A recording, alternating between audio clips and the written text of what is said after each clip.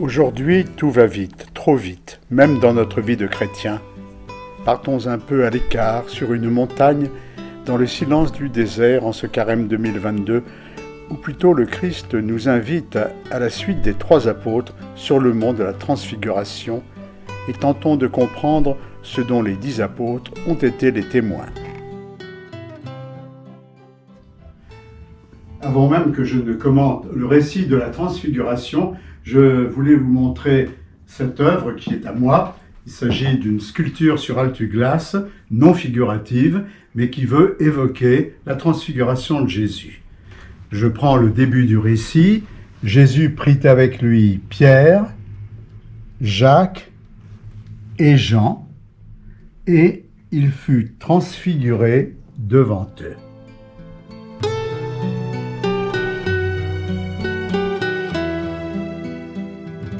C'est évidemment une œuvre qui n'est pas figurative, contrairement à des gravures ou à des peintures représentant aussi la transfiguration.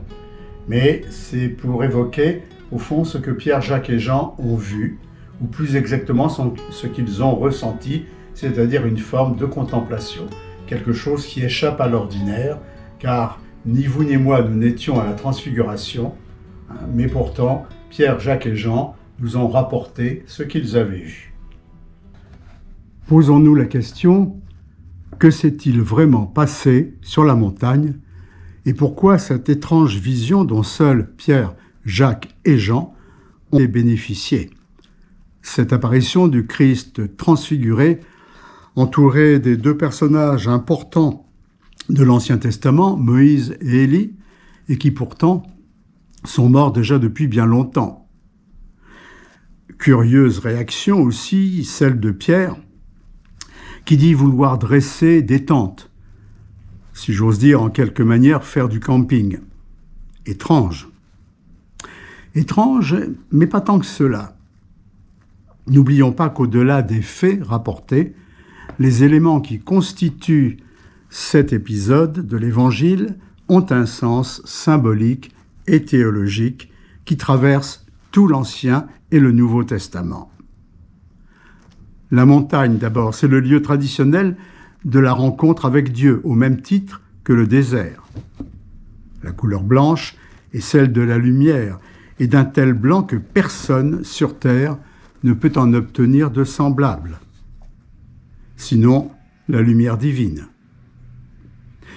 Élie et Moïse évoquent l'histoire du peuple d'Israël pour les patriarches et les prophètes, qui ont un rôle important dans l'économie du salut. La nuée, enfin, est l'image de Dieu guidant son peuple vers la terre promise, c'est-à-dire vers le salut.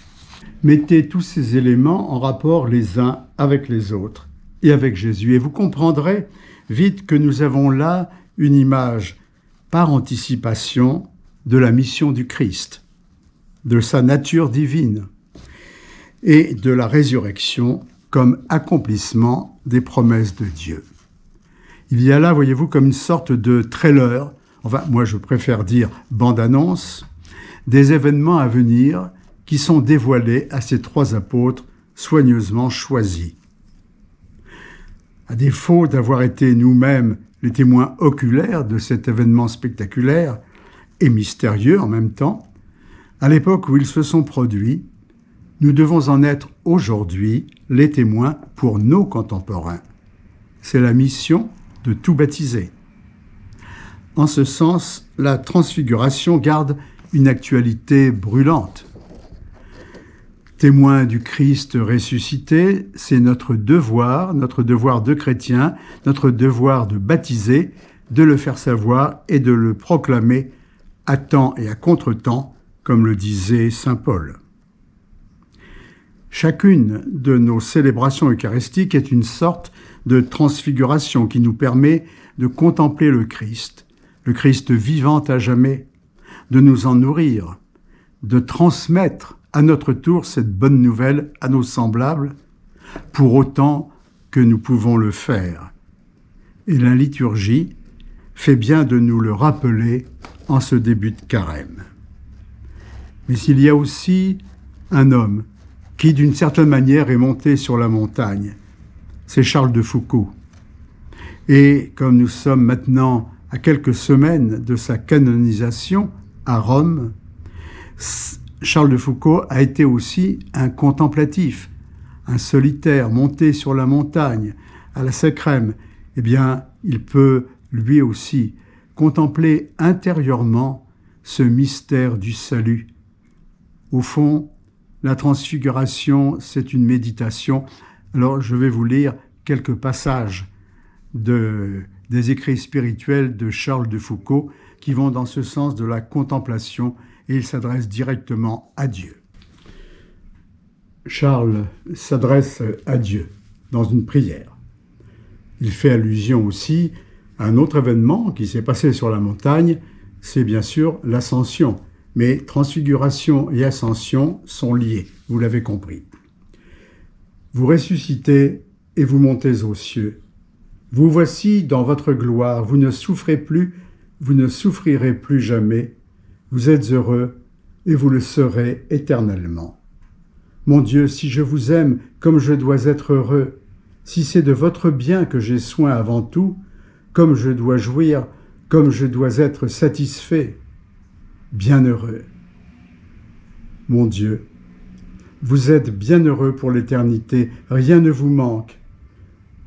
Vous êtes infiniment et éternellement heureux. Moi aussi je suis heureux, mon Dieu, puisque c'est vous que j'aime, que je contemple avant tout.